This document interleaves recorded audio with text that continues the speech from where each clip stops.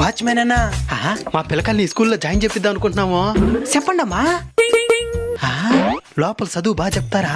బ్రహ్మాండంగా చెప్తారు. Class rooms facilities excellent గా ఉంటాయి. మేడమ్స్ సూపర్ గా ఉంటారు.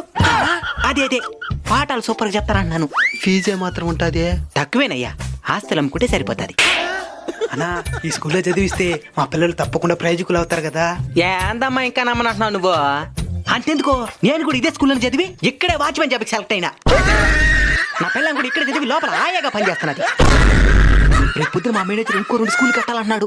ఏమా మీ పిల్లకాయలు టైం బాగుంటే వీళ్ళే వాచ్మెన్ కి సెలెక్ట్ అవ్వచ్చేమా? అబ్బా కుడితే కుట్టినారు కానీ ఒక మాట చెప్పచ్చా? ఏంది? పిల్లలు ప్రయోజకులు అవ్వాలంటే స్కూల్ ఒకటి సరిగ్గా ఉంటే సరిపోదు, తల్లిదండ్రులు కూడా సరిగ్గా ఉండాలా. చాలా మంది పిల్లలు ఇంట్లో భరించి లేకుండా స్కూల్లో జాయిన్ చేస్తున్నారు. స్కూల్లో నుంచి పిల్లకాయలు వచ్చింది వాళ్ళ అక్కడ సెల్ ఫోన్ కొట్టేదే, వీళ్ళు సీరియల్ చూసుకునేది.